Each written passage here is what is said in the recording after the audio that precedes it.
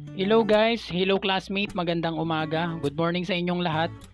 I-flex ko lang itong aking pagpunta sa Quezon City, Cubao. Galing ako dito sa Parañaque City sa bahay. From Parañaque City to Cubao, Quezon City. So dumaan ako ng EDSA kahit mainit, kahit na tirik ang araw, ay pinilit kong magbisikleta. So guys, samahan nyo ako. Magkwentuhan tayo about anxiety disorder.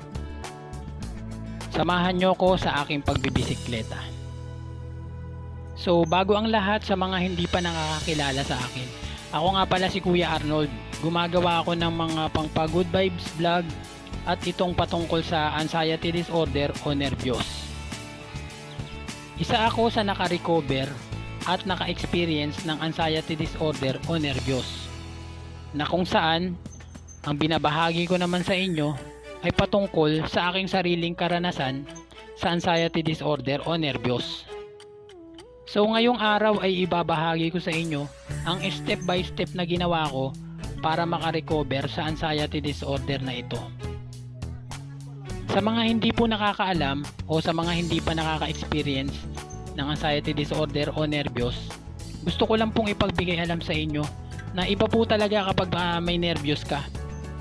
Ganito po yung feeling nun. Hindi man po sa pagmamayabang. Dati pong mayroon po akong malakas na pangangatawan, physically fit, pero tinablan po ako ng anxiety disorder o nervyos. Yung tipong araw-araw po para kang haharap sa gera. Ganyan po yung feeling nito.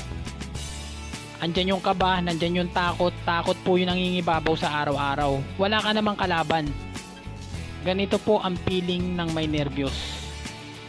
Hindi lang po yan natatapos. Napakarami pa pong mabibigat na sintomas na iyong na-experience. Nandyan po yung pagkahilo, yung pagkabog ng dibdib.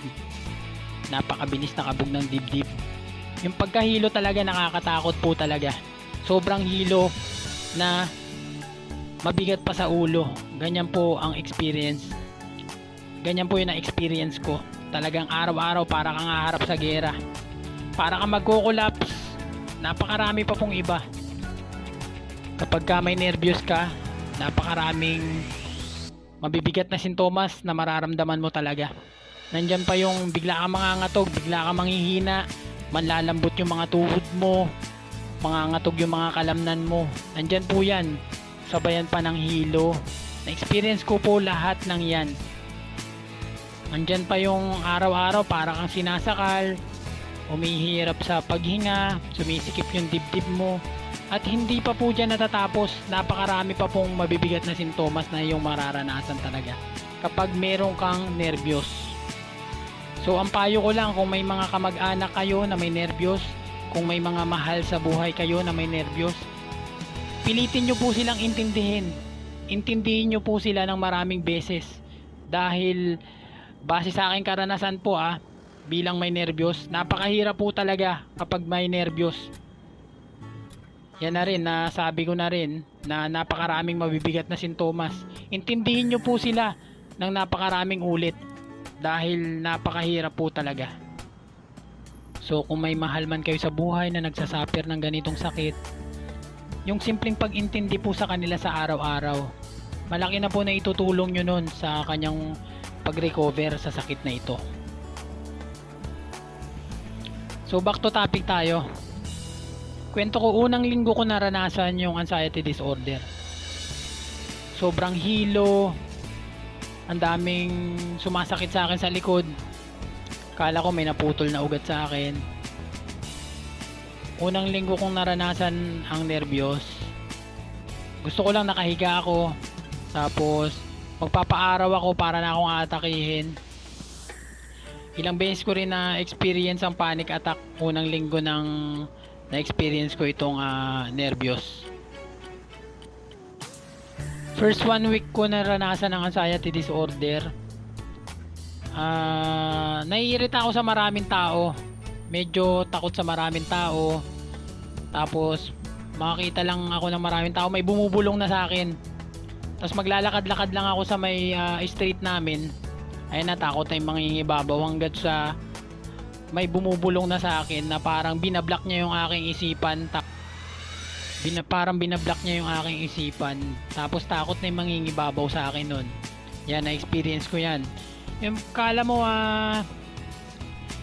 tatakpan niya yung isipan mo na wala ka ng ibang maiisip kundi takot na lang, tapos bumubulong na siya. Ayan, na-experience ko po yan. First 1 week ng anxiety disorder sa akin. So, ang ginawa ko niyan, pinilit ko pa rin harapin. Pinilit ko makakita ng tao.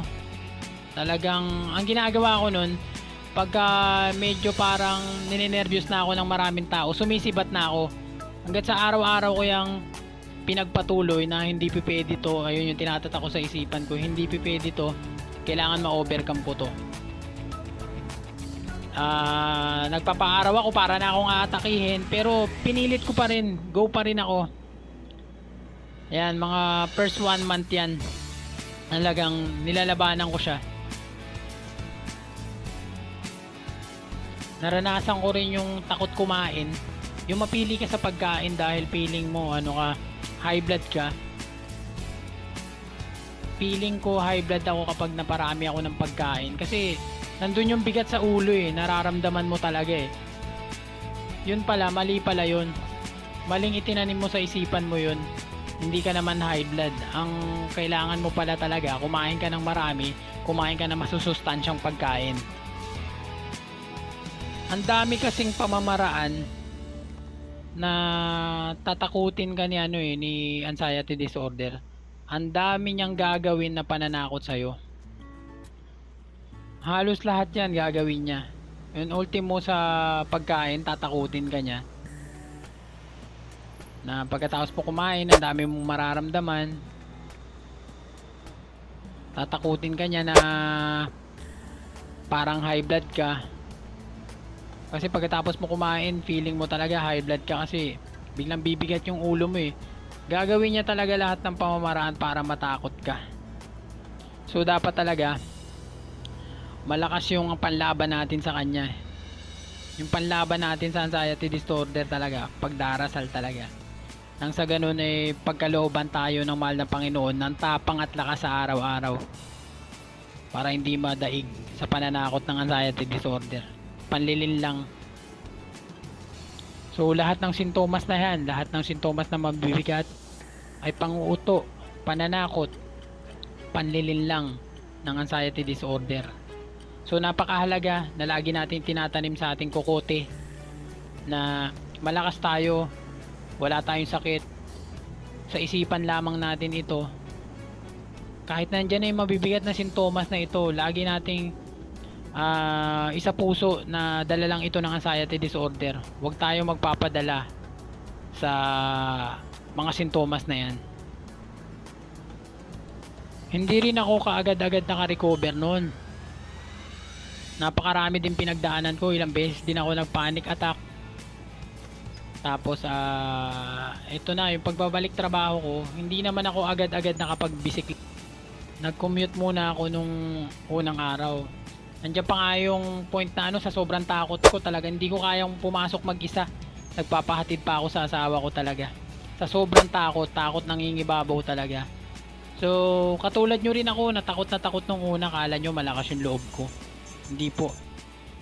Hanggat sa araw-araw ko na experience na yun, yung pagsakay, nasanay na rin ako na hindi hinahatid. So hinarap ko yun mag-isa. So napakahalaga talaga na hinaharap natin yung mga takot natin, kasi hindi natin ma-overcome siya kapag dumidepende tayo doon.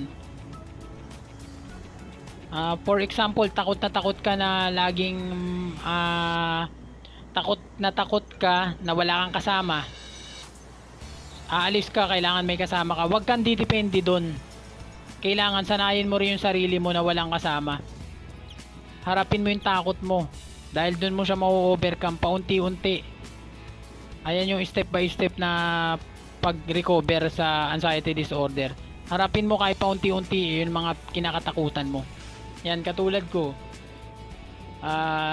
kahit noong una nagpahatid ako, itinatak ko sa isipan ko, sabi ko hindi pa pwede to, kailangan hindi ako nakadepende dito. So ang ginawa ko, hinarap ko siya kahit nung una talaga, first time ko solo ko mag-commute, nandun yung ano nandun yung kaba, nandun yung hilo. Tinanggap ko lang lahat, inaccept ko lang lahat. Tanggapin nyo lang lahat yan. Inaccept ko, tapos andyan yung yung kaba, takot yung nangingibabaw. Talagang nilabanan ko lang lahat ng yan. Pinanglaban ko lang talaga dyan, dasal talaga. Tapos meron akong rosary sa bulsa. Yung tipong nasa kalagitnaan ka na ng biyahe, tapos bigla kang susumpungin ng hilo, tapos susumpungin ka ng nervyos. Dasal ang pinanglaban ko talaga dyan. Nagdadasal lang ako nun. Then insert ko kaagad yung earphones ko sa aking tenga. Yung makikinig ako ng mga nakaka-relax na music. Yan, yung mga Hillsong. Sa kalagitnaan ng biyahe, yan, nakikinig ako. Yan yung mga pinanglaban ko. Tapos ipuin ko yung rosary sa bulsa ko pag takot na nangingibabaw sa akin. 10:21. Try nga muna konti. Tayo sa Makati. Yan yung mga pinanglaban ko. Meron akong baon laging rosary sa bulsa. Kapag takot na yung nangingibabaw sa akin, kalagitnaan ng biyahe, hinihipo ko yun. Tapos iniisip ko, katabi ko si Lord. Sabi ko, Lord, katabi kita, hindi ako matatakot. Talagang sanayin mo yung sarili mo, salubungin mo yung takot. Salubungin mo yung takot mo, harapin mo yung mga kinakatakutan mo. Doon mo kasi siya ma-overcome Yan, sa kalagitnaan ng biyahe, takot yung nangingibabaw. Hanggang sa paulit-ulit mong ginagawa yan, mawawala na yung takot mo, masasanay ka na. Matakot ka man, hindi na ganun kagrabe. Nervyusin ka man, hindi na katulad nung una na nagpapanik attack ka sa sobrang nervyos. So pagka inulit nyo, paulit-ulit yung ginagawa yan, hinaharap nyo yung takot nyo, darating yung point na sasagi na lang yung anxiety disorder sa isip mo Sasagi na lang yung mga nervyos sa utak mo, hindi na siya tatambay sa utak mo, kumbaga sumasagi na lang. Kung noon dati buong maghapon siya nasa isipan mo, kumbaga dati hindi siya nawawaglit sa isipan mo, nandyan yung takot, yung nervyos, darating yung point na sasagi na lang siya sa isipan mo, kumbaga ini-ignore nyo na lang siya. At take note darating ka sa sitwasyon na yan kapag hinaharap mo yung mga kinakatakutan mo. Lahat ng takot mo hinaharap mo. Pahinga tayo dito sa Guadalupe Tulay. Check. 11:25. 11:25 na. Minute na. Ngayon sa Guadalupe Tulay. Yan ang mga